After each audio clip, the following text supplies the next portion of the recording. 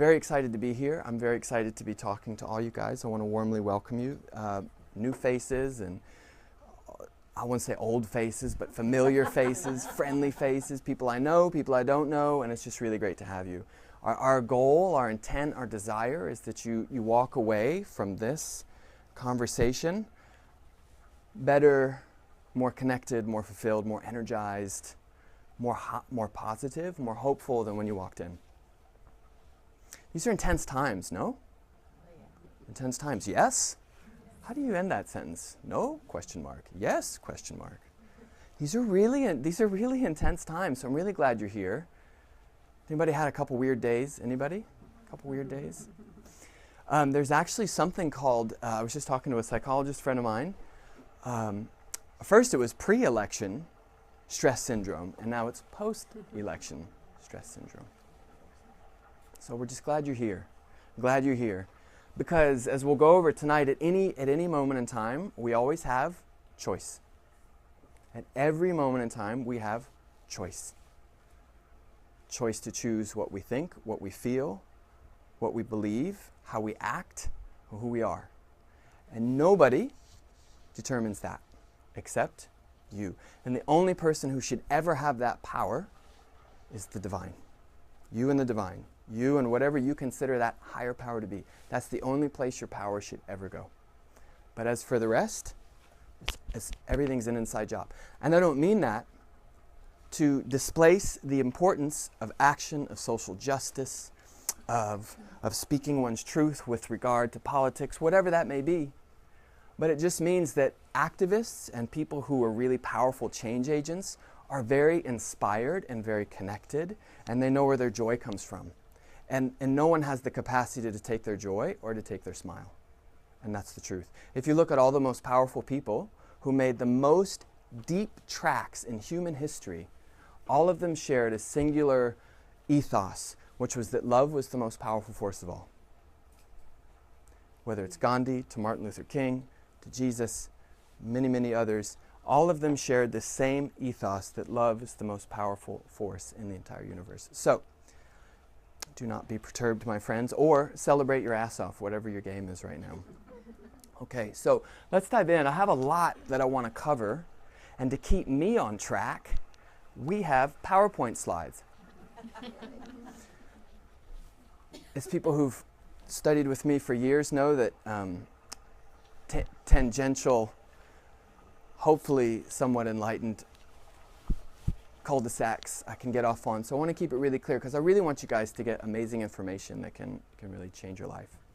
And emotions and your energy are completely intertwined with your health. In fact, they are your health. Your energy system is your vibrance. It is your vitality. So I'd like to define that for you tonight as well, because I think that's a confusing term sometimes. So let's dive in. So a couple things. Our thoughts and our emotions literally create a field of energy around you. We call this the thought field. Your thoughts and your emotions and your accumulated life experience literally create a field of energy around you and a field of energy within you. Thoughts and emotions can either create flow in your body, especially through these things we call the meridian system. Raise your hand if you know what the meridians are. They're channels of connective tissue in your body through which information flows. Your nerves are another pathway of communication. Your energy system is another pathway of communication. Health is the presence of easeful flow in all of your communication systems, known and unknown.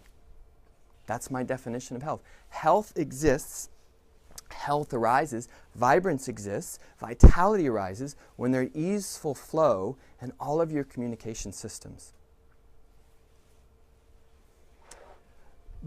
So I'm going to refer to this thing called energy as chi. I was originally trained as an acupuncturist and a practitioner of Chinese medicine before I became a chiropractor.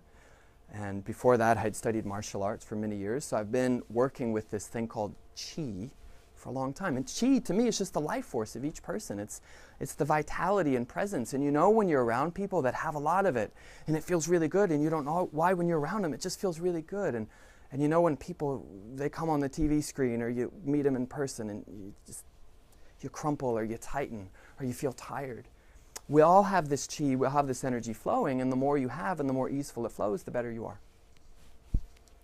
So blocked energy or blocked chi leads to physical and emotional disorders and disease. Salam.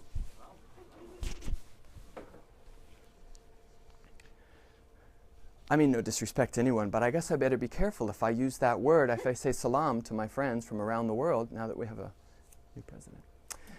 So Albert Einstein said that the field is the sole governing agent of all matter.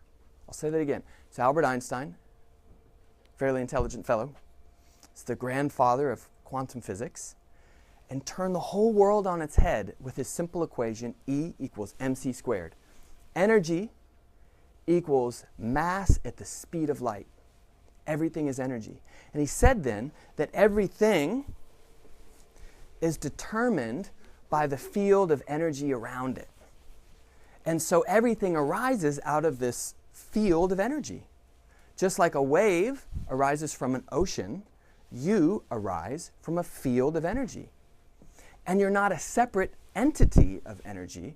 We're all part of one vibrating ocean. Now, I know that may sound weird, and it may sound a little cosmic, but that actually doesn't matter, because we'll get into the most empirical parts of this.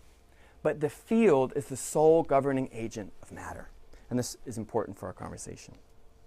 This is a great quote from the Neijing Su Wen. It's an ancient Chinese medicine text. This is about 3,000 years old. 3,000 years old. And 3,000 years ago, the Chinese sages were discovering the body and the organs and these energy channels that move within, and they weren't allowed to do dissections. It was all basically done through shruti. They listened, they heard, they saw, they were so present.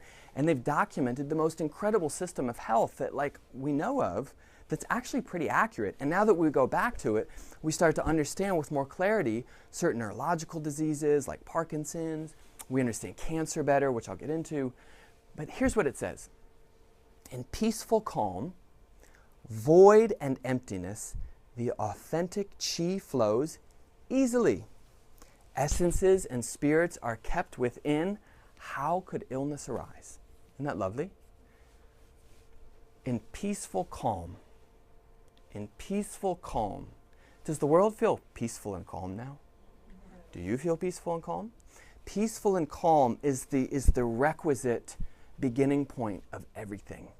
All of your power comes from the ability to be peaceful and to be calm and to be connected.